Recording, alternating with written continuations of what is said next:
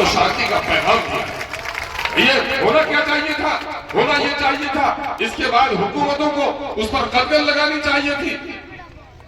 जो आजादी के बाद इंडियन वॉरशिप एक्ट है उसके मुताबिक दूसरे मजहबी मकामात को हमारा छेड़ा नहीं जाता, लेकिन उसके बावजूद भी आपने हमें हर जगह छेड़ा है।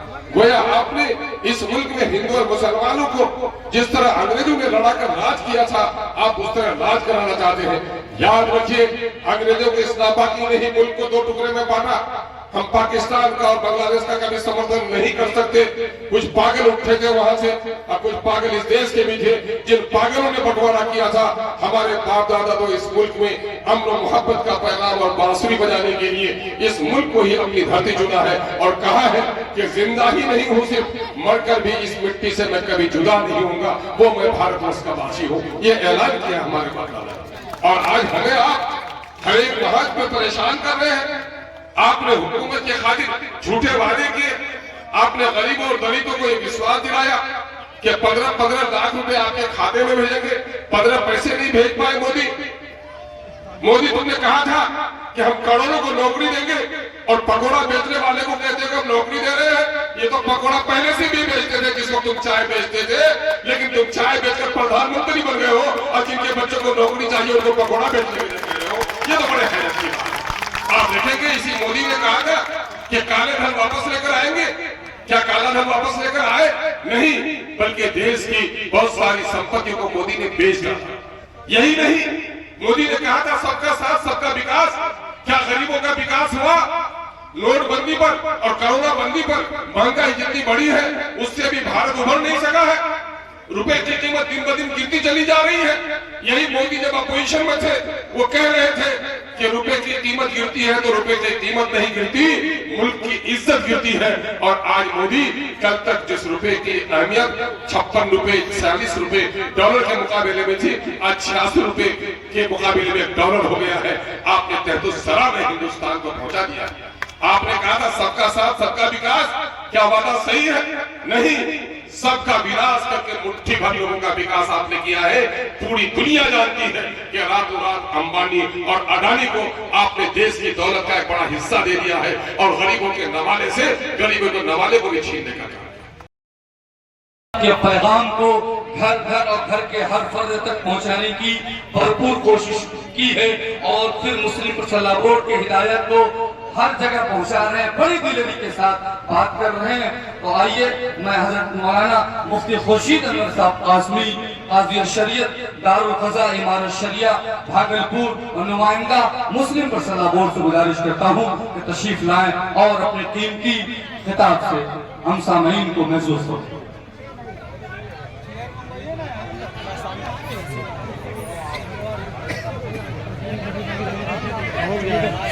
चलिए अब जरा सा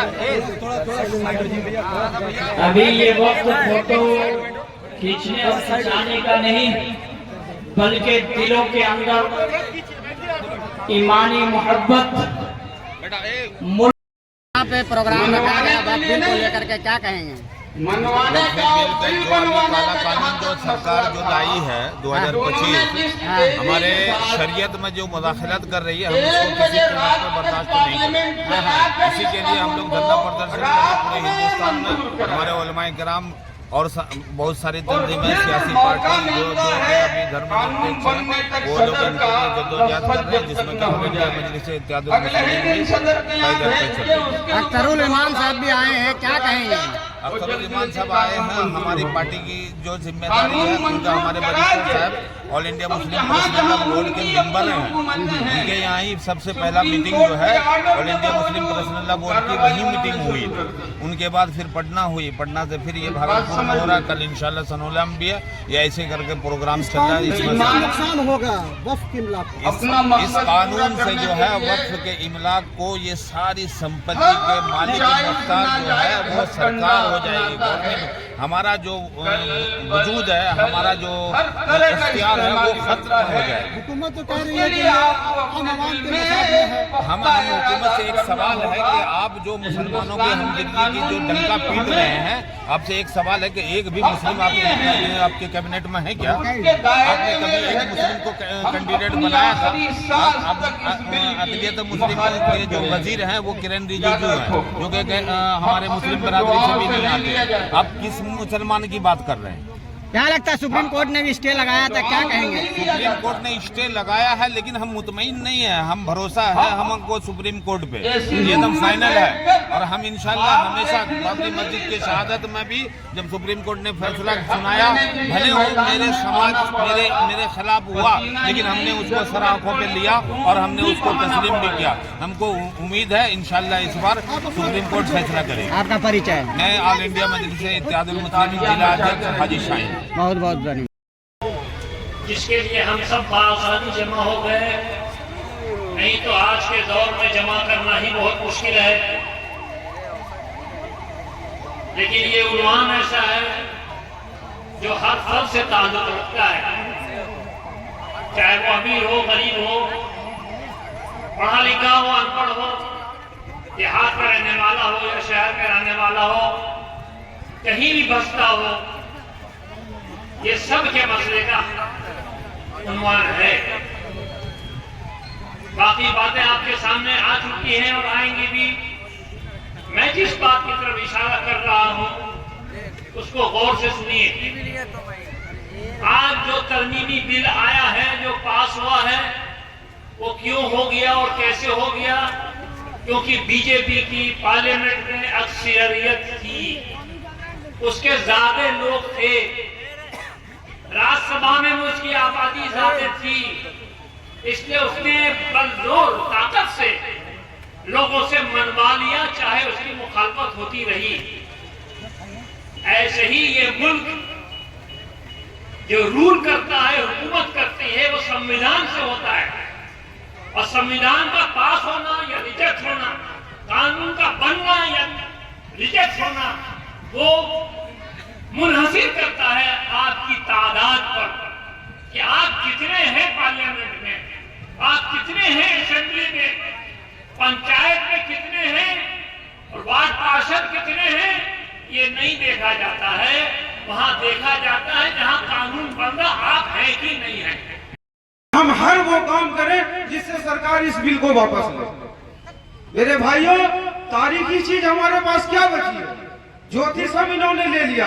अब ये वक्त का मामला है, जो हमारे मदारिस हैं, खानका है, कब्रिस्तान है, जो भी है हमारे, ये हमारे बाप दादा अजदाद ने हमारे लिए देके गए, और ये सरकार कहती है कि हम अपना इस पर कंट्रोल करेंगे। ये हमसे कभी बर्दाश्त नहीं होगा। और तकरीर करने के लिए, बात करने के लिए हमारे बड़े बड़े लीडर लोग आए हैं, आप उनकी तकरीर को सुनेंगे। हम तो रात दिन 24 घंटा आपके साथ रहते हैं, आपके छोटे भाई हैं, आपके साथ रहते हैं। मैं यही कहूंगा कि ये गफलती नींद से बेदारी अच्छी है। गफलत में ना रहिए कि आपका काम कोई और करेगा। जिसका घर छूता है वही छाड़ता है। और मेरे भाइयों, बुजदिली की चादर को हटाइए, समेट कर फेंकिए। किस ख्वाब की दुनिया में जी रहे हैं आप? आपकी लड़ाई आरजेडी लड़ेगी, जेडीयू लड़ेगा, कोई नहीं लड़ेगा। सब पर्दे के पीछे खंजर लेकर खड़े हैं। हमारा कोई अपना नहीं है अभी इस समाज में। हमें अपनी जंग खुद ही लड़नी है। आप अपने आप को तैयार करें और हिम्मत रखें, मदद अल्लाह की आएगी। मेरे भाइयों, हम 313 वाले हैं, आप क्यों भूल गए? हम किसी महाज में नहीं डरे हैं। और हमारे बहुत से जो भाई हम कहते हैं कि हमारी, वरना फिर जामे शहादत पी लेंगे। पुरैनी के मशहूर बस्ती में मोदी हुकूमत के जरिए से हिंदुस्तानी आइन के खिलाफ वक्फ तरमीमी कानून 2025 के खिलाफ आज के इस एहतजाजी जलसे के सदर बावकार दाइश पे तशरीफ फरमा हजरत मुफ्ती व मौलाना खुर्शीद अनवर कासमी साहब, काजी इमारत शरिया भागलपुर जनाब मौलाना अताउर रहमान मिफ्ताही साहब,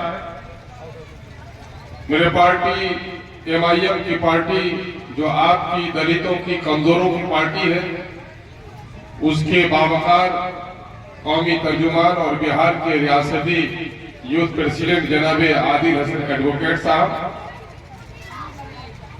भागलपुर के हमारे सदर